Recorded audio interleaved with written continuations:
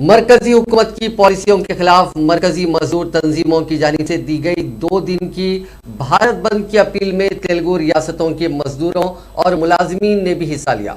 मजदूरों और मुलाजमीन की जानिब से मुख्तलिफ मकामात पर रैलियां निकाली गईं। मुलाजमीन ने मजदूरों और किसानों के ताल्लुक से मरकजी हुकूमत की जानिब से इख्तियार की जाने वाली पॉलिसियों और अशियाए ज़रूरिया और ईंधन की कीमतों में इजाफे पर बरहमी जाहिर करते हुए नारे लगाए।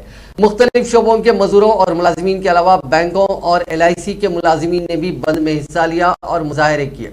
उन्होंने कई मकामात पर धरने भी दिए। वरंगल में रुकन असेंबली DVN भास्कर और दीगर ने आंध्रा बैंक के हनमकुंडा शाख और LIC के दफ्तर के रूबरू धरना दिया। इस एहतजाज में रियासत भर में कांग्रेस के अलावा कम्युनिस्ट पार्टियों से वाबस्ता मजदूर तंजीमों के कारकुन हिस्सा ले रहे हैं। हड़ताल की वजह से सिंगरेनी कॉलरीज कंपनी लिमिटेड की कोयले की खानों में पैदावार रुक गई। यहाँ भी मुख्तलिफ इलाकों में मजदूरों और मुलाजिमीन ने एहतजाजी रैलियां मुनज़्ज़म की।